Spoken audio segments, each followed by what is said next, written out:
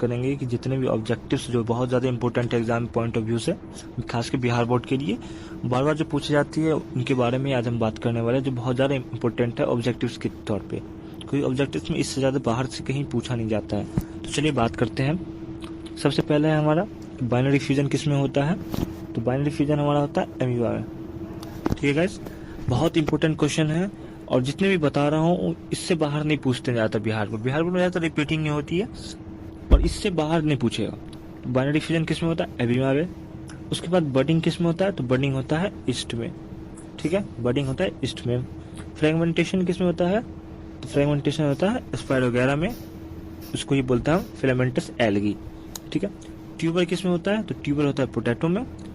और स्टोलन होता है मिंट और जैस्मिन में। ठीक है, स्टोलन किस में होता है, मिंट और जैस्मिन में। बल्ब किस में होता है, तो ओनियन और गार्लिक में। बल्ब किस में होता है, तो ओनियन और गार्लिक में। उसके बाद बात करें कि शक्कर किस में होता है, तो शक्कर होता है हमारा पाइनएप्पल और बनाना में। ठीक है, एरियल स्टीम किस में होता है, तो शुगर केन में होता है। उसके आगे अगर हम बात करें कि बुलविल किसके अंदर होती है या कहाँ होती है, तो एगेव और लिली में होती है बुलविल। उसके बाद देखो ये डायरेक्ट लाइन मैंने उठा रखा है, आपके लिए बहुत इंपॉर्टेंट है और खास के एग्जाम पॉइंट ऑफ व्यू से बिहार बोर्ड की 12th के लिए।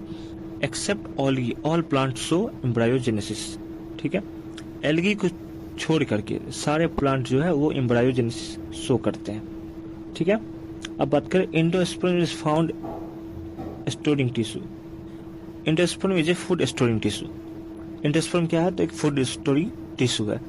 हिंट टू रिकॉग्नाइज क्या, तो 6 base pair.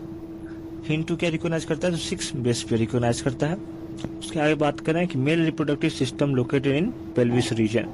Male reproductive system कहाँ लोकेटेड है, कहाँ पे है, तो है पेल्विस रीजन में हमारे।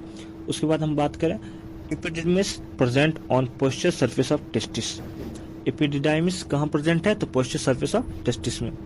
फैमिली प्लानिंग कब आई, तो फैमिली प्लानिंग आई 1951 में। Amniocentesis used to kill normal female foetus. Amniocentesis किसके लिए यूज होता है, तो क्या किल करने के लिए, तो नॉर्मल फीमेल फ्यूटस के लिए। ठीक है, सहेली का यूज क्या है, बार बार पूछा जाता है, हर साल कम से कम एक क्वेश्चन तो आ ही जाता है इस सब में से। सहेली का यूज क्या है, तो सहेली क्या है, तो oral contraceptive for female. Oral contraceptive for female. और ये कब लेना होता है, ये लेना होता है वीकली। ठीक है, थोड़ा सा गाइज स्पेलिंग मिस्टेक्स हो रहे हैं या प्रोनाउंस करने में थोड़ी सी दिक्कत हो रही है क्योंकि वो हैंड रिटन है, जिससे थोड़ा सा दिक्कत हो रहा है। CDRI का जो हेडक्वार्टर वो कहाँ है, तो वो लखनऊ में है। ठीक है, उसके बाद करें कि वर्ल्ड पॉपुलेशन डे कब मनाया जाता है, तो 11 जुलाई को मनाया जाता है। और स्टडी ऑफ पॉपुलेशन को क्या बोलते हैं, तो स्टडी ऑफ पॉपुलेशन को बोलते हैं डेमोग्राफी। ठीक है, अब बैरियर मेथड क्या होता है, बैरियर मेथड 2 तरीके का होता है, एक होता है रीयूजेबल और एक होता है इरिवर्सिबल। तो रीयूजेबल में क्या क्या है, सर्जिकल कैप, वॉल्ट, डायफ्राम। ठीक है, और वही हम बात कर रहे हैं कि इरिवर्सिबल में क्या है, तो कॉन्डम्स, फेमसिल्स बोलते हैं फीमेल कॉन्डम को। ठीक है, और कॉन्डम तो मेल कॉन्डम हो ही गया। तो रीयूजेबल में आपको याद रखना है सर्जिकल कैप, वॉल्ट, डायफ्राम ये सब होता है, और इरिवर्सिबल में कॉन्डम्स और फीमेल कॉन्डम जो है फेमसिल्स।